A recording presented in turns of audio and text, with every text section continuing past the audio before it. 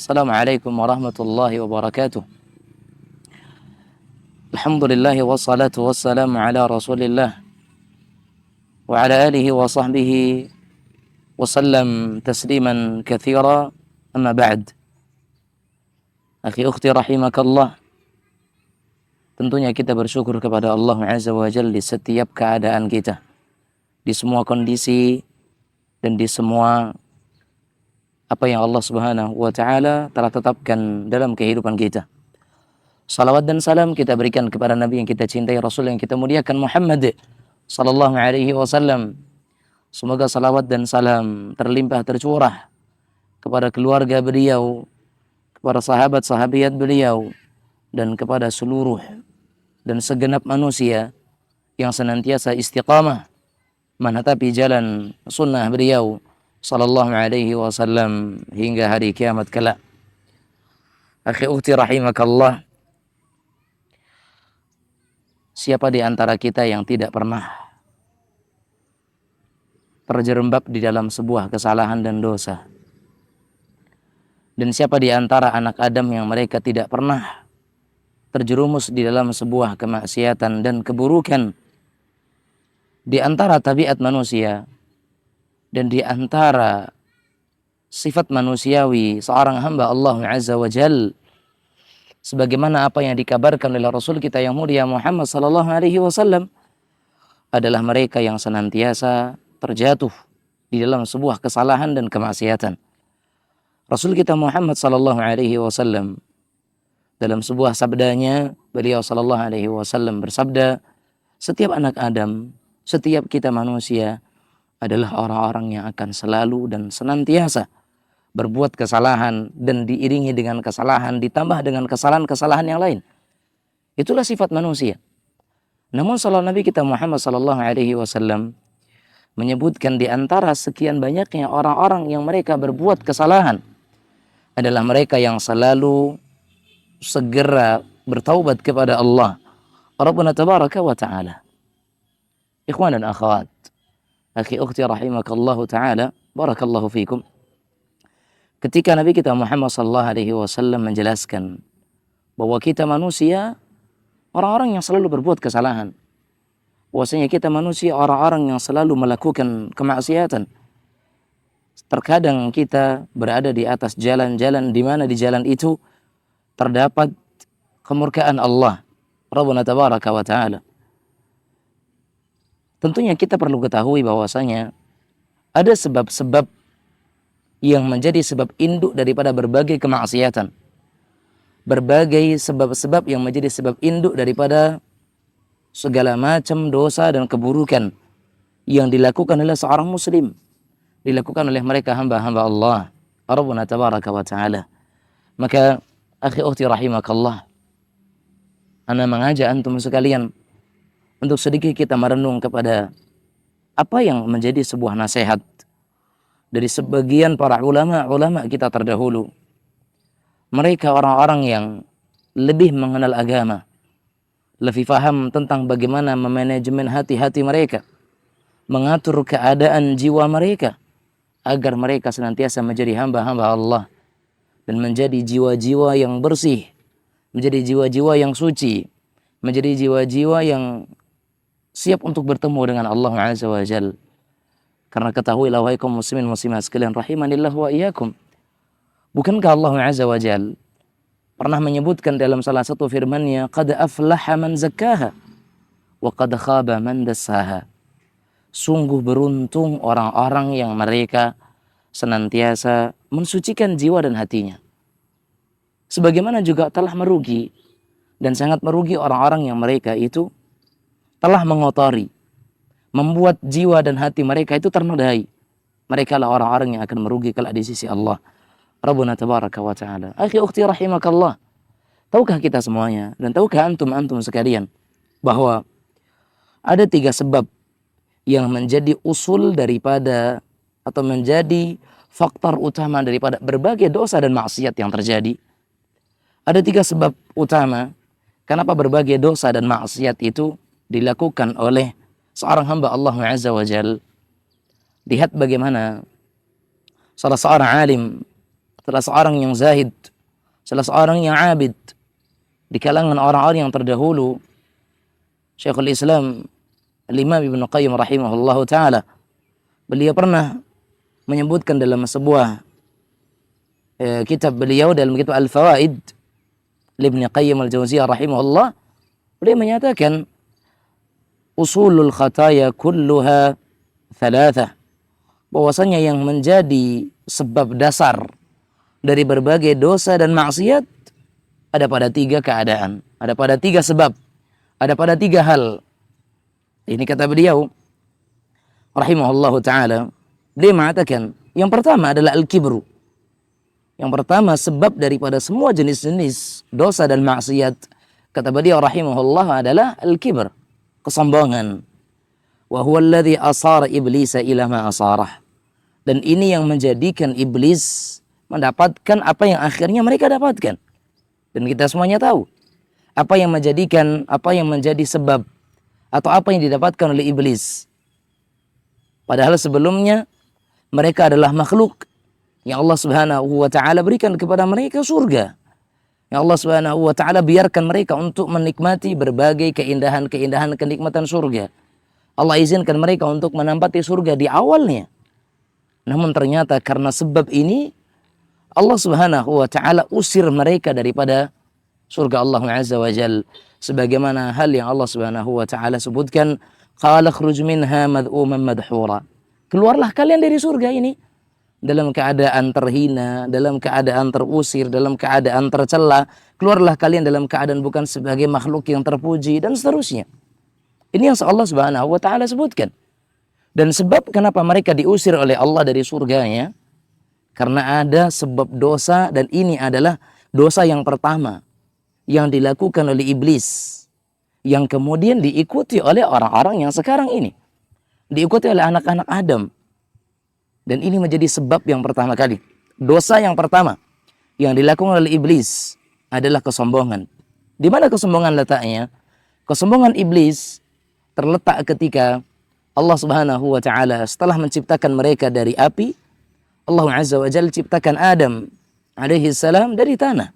Kemudian Allah Azza wa Jalla firmankan kepada mereka untuk mereka itu bersujud kepada Adam alaihi salam. Wa idh qulna lil malaikati isjudu li Adam. Ketika Allah Azza wa Jalla katakan kepada seluruh para malaikat-malaikat dan makhluk-makhluk yang ada ketika itu, usjudu li Adam, sujudlah kalian kepada Adam. Fasajadu, maka malaikat-malaikat mereka bersujud kepada Adam alaihi salam, illa iblis, kecuali iblis. Disebutkan oleh Allah Azza wa Jalla dalam surah Al-Kahfi, illa iblis kana minal jin. Yang mereka enggan untuk sujud kepada Adam adalah iblis dari kalangan jin. Mereka yang tidak mau bersujud kepada Adam alaihi salam karena kesombongan mereka, karena takaburnya mereka, karena sifat kibr yang ada dalam diri iblis. Sehingga Allah Azza wa Jal menyebutkan dalam Al-Quran, illa iblisa aba wastakbar, kecuali iblis yang mereka enggan untuk sujud kepada Adam, mereka enggan, mereka mengabaikan perintah Allah Azza wa Jal, wastakbar, dan mereka menyombongkan diri terhadap firman Allah, terhadap perintah Allah Azza wa Jal. Seraya mereka mengatakan apa? Ana khairu minhu, khalaqtani min nar wa khalaqtahu min tin. Aku ini kan lebih baik daripada Adam. Allah, engkau ciptakan aku daripada api, sementara engkau ciptakan Adam dari tanah. Ngapain yang engkau ciptakan dari api ini harus kemudian engkau perintahkan aku untuk sujud, untuk sujud kepada yang mereka engkau ciptakan daripada tanah, sementara aku lebih baik daripada mereka. Ini kata iblis yang mereka membangkang, takabur, menunjukkan kesombongan diri mereka kepada Allah Azza wa Jal setelah Allah perintahkan mereka untuk mereka itu sujud kepada Adam alaihi salam. Dan ini yang menjadi sebuah sebab dari kesesatan atau dari pengingkaran iblis untuk kemudian mereka itu diusir dari surga Allah Rabbuna tabaraka wa ta'ala. Inilah dosa yang pertama yang terjadi di kalangan iblis, yang menjadikan mereka terusir dari surga Allah Azza wa Jal. Kemudian kata Imam Ibnu Qayyim rahimahullahu taala, yang kedua adalah wal hirs, wa huwa alladhi akhraja Adam minal jannah. Dan yang kedua adalah al-hirs, ketamakan, kerakusan terhadap nikmat, kerakusan terhadap dunia, kerakusan terhadap sebuah apa-apa yang telah Allah Subhanahu wa taala nikmatkan kepadanya, namun masih tergiur dengan kenikmatan-kenikmatan yang lain, tidak merasa syukur dengan apa yang telah dia dapatkan. Dan inilah yang mengeluarkan Adam alaihi salam dari surga Allah Rabbuna tabaraka wa taala. Kita sama-sama tahu bagaimana Adam alaihi salam ketika Allah Subhanahu wa taala berikan nikmat kepada Adam untuk tinggal di dalam surga Allah Azza wa Jalla. Allah Subhanahu wa taala katakan apa? Ya, wa kula minha ragadan haitsu syi'tuma.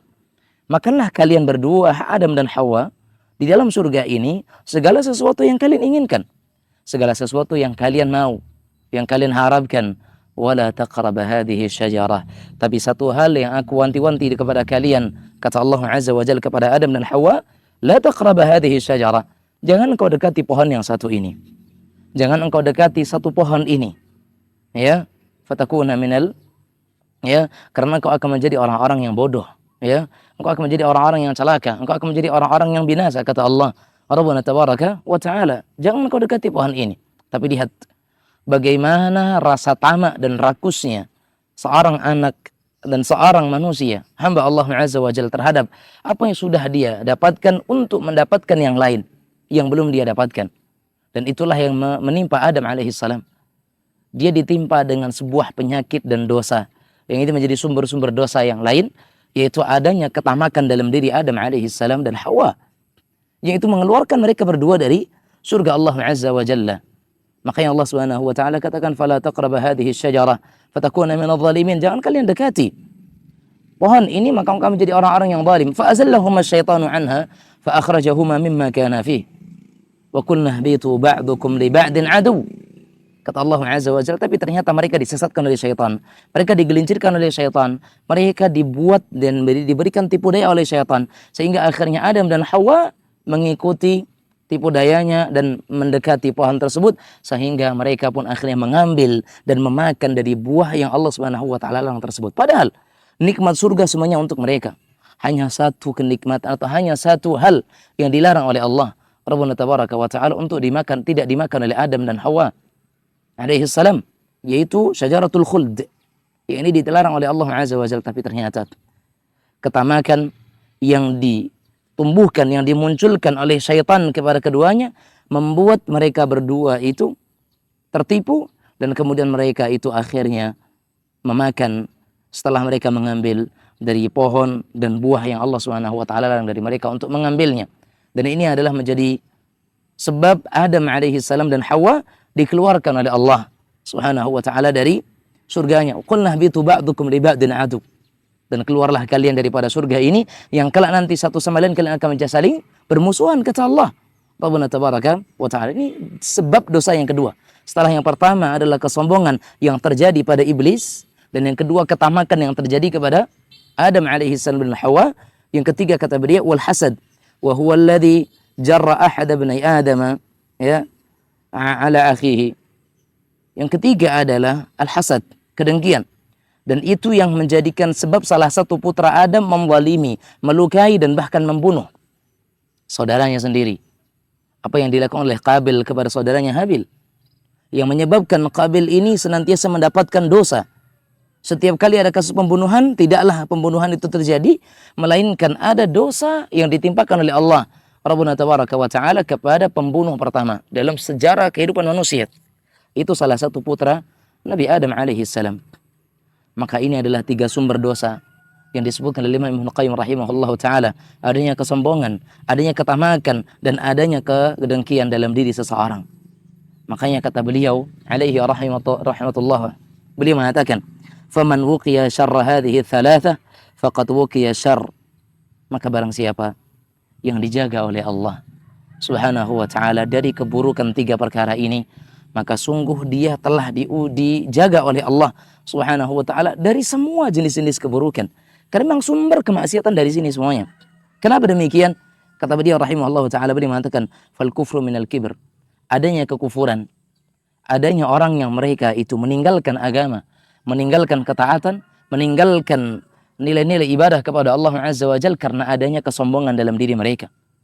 Adanya keangkuhan, adanya sifat kibir dalam diri seseorang, seolah dia mengatakan, saya sudah cukup, saya nggak butuh Allah, saya nggak butuh ibadah. Akhirnya apa? Dia tinggalkan ibadah karena kesombongannya, maka dengan itu dia akan menjadi orang-orang yang kufur. Kemudian wal ma'asi minal hirs, dan adanya kemaksiatan.